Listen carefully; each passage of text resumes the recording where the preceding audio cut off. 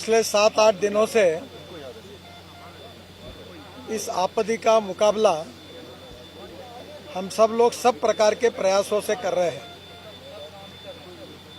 जो अंदर में जो लोग बैठे हुए हैं, जो अटके हुए हैं, उनके प्रति भारत सरकार को, उत्तराखंड की सरकार को और देश की जनता को उनकी सबकी बहुत चिंता है और हमारी सर्वोच्च प्राथमिकता है कि किसी भी प्रकार से उनकी जान बचाए, उनको बाहर निकाले।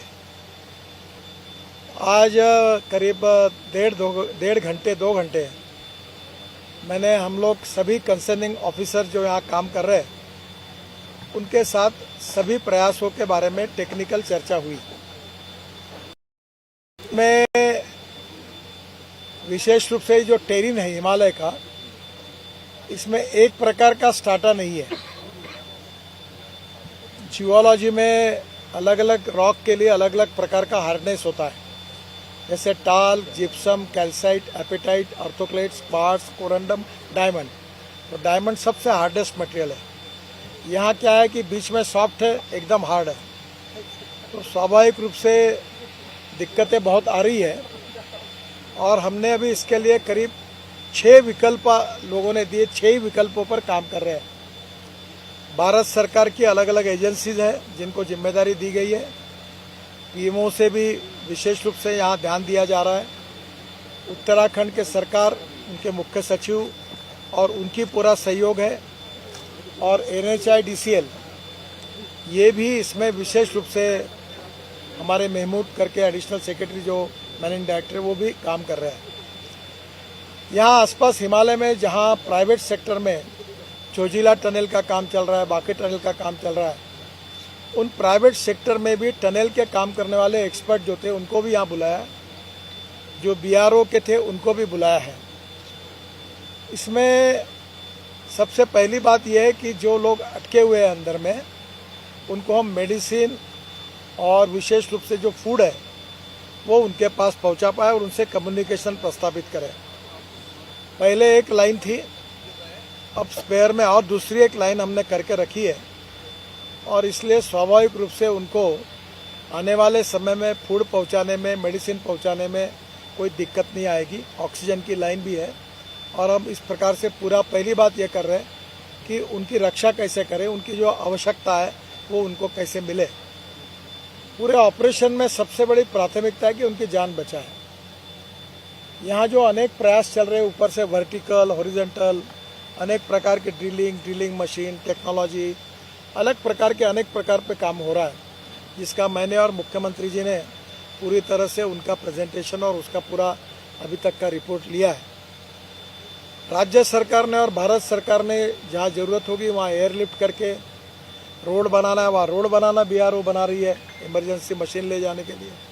इसके लिए जो जो आवश्यकता होगी, एक जगह पर पानी की बहुत जरूरत है तो पानी भी लगेगा बड़े प्रमाण पर। तो वो स्वाभाविक रूप से सब प्रकार की व्यवस्था है, बिजली की व्यवस्था है, लाइट की व्यवस्था, पानी की व्यवस्था, ये सब सपोर्टिंग जितनी बातें उसकी भी व्यवस्था पूरी की गई है। बहुत से मशीन पहुंचे हैं। जो पहला प्रयास हमने ऑगर मशीन का शुरू किया जो अमेरिका में बनी हुई है, वो एक मशीन काम कर रही, दूसरी भी मशीन है, पर वो मशीन जब सॉफ्ट स्टार्टा था तो अच्छा काम कर रही थी। अचानक हार्ड मटेरियल आने के कारण थोड़ा सा चिंता का विषय हुआ। उसका भी टेक्निकल सॉल्यूशन निकाला गया है और वो मशीन जो है, वो जो पाइप अंदर में जाएगा तो वो आखिरी तक पहुंचकर फिर वहां से लोगों को उसमें से बाहर निकालने का प्लान उसमें है। वर्टिकल भी 3 प्रकार के प्रयास है, उसके भी हम कर रहे हैं। हमने कोई प्रयास ऐसा नहीं रखा कि जो हमको नहीं कर सकते। हमने सब प्रकार के प्रयास किए। पहली प्रायोरिटी है उनकी जान बचाना और जल्द से जल्द उनको बाहर निकालना। ये आपदा है, ये जो हिमालय का टेरिन है, इसका स्टार्टा बड़ा ब्राजील है, तो स्वाभाविक रूप से ये जियोलॉजी के दृष्टि से भी एक बहुत बड़ी समस्या है। और फिर भी इसको जो कंक्रीट का लाइनिंग करते हैं वो भी किया है, काफ़ी जग तक वो हुआ है और दोनों बाजू से उसको करके फिर वो हम लोग आखिरी तक पहुंचते हैं यही सिस्टम है। जम्मू के श्रीनगर के बीच में हम 18 टनल बना रहे, जो 15 बन गई, फिर झोजिला बना रहे। तो करीब उत्तराखंड, हिमाचल और कश्मीर, जम्मू कश्मीर को पकड़कर हम कम से कम 2.25 लाख करोड़ की टनेज बना रही। ये जो लैंडस्लाइड्स होती है, इसके लिए भी हमने स्पॉट्स भी आइडेंटिफाई किए हैं और उसके लिए भी परमानेंट सॉल्यूशन कैसे ढूंढा जाए, उसमें उत्तराखंड के सरकार ने भी एक रिसर्च इंस्टीट्यूट खोला है।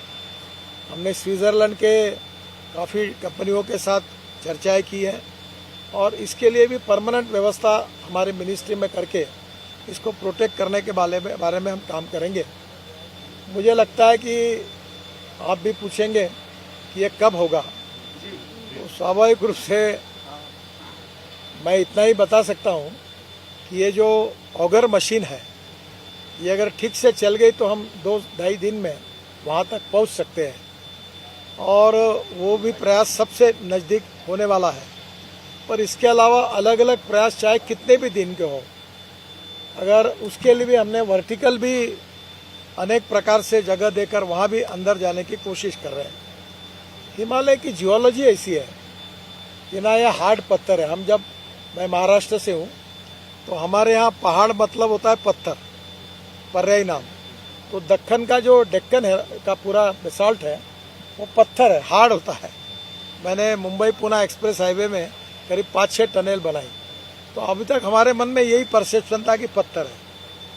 जब मैं अभी मनाली में गया तब मेरे ध्यान में आया कि हिमालय ऐसा है कि छोटे छोटे पत्थर है और मेजॉरिटी स्ट्राटा ऐसा है कि उसमें मिट्टी है और वो एक जगह होकर उसका पहाड़ तैयार हुआ है। तो ये बड़ा डिफिकल्ट टेरिन है। फिर भी हम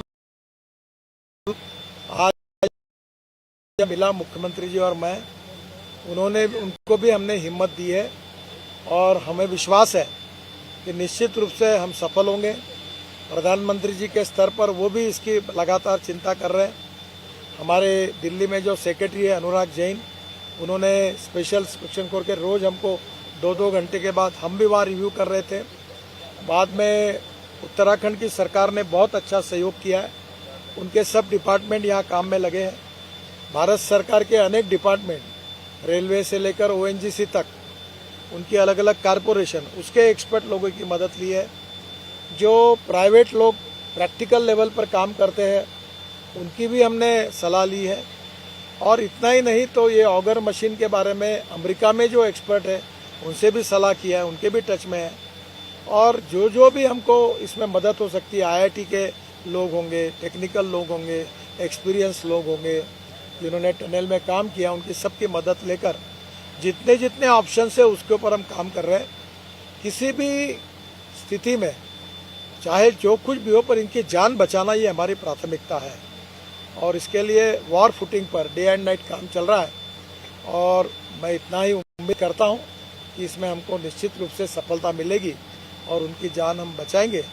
और तब तक निश्चित रूप से उनको अंदर में जो लोग हैं, वहाँ लाइट है, काफ़ी खाली जगह है, लोग घूम रहे हैं, उनसे कम्युनिकेशन हुआ है और वहाँ उनको अभी हम लोग बाकी बातों के साथ इलेक्ट्रॉनिक्स और टेक्नोलॉजी का उपयोग करके हम लोग अलग अलग प्रकार की डिफेंस के सेक्रेटरी से बात हुई है कि ऑप्टिक फाइबर केबल डाल जा सकती, पानी के लिए भी व्यवस्था हुई है, ऑक्सीजन की भी व्यवस्था हुई है और अभी मॉरल ठीक से लड़ रहे हैं।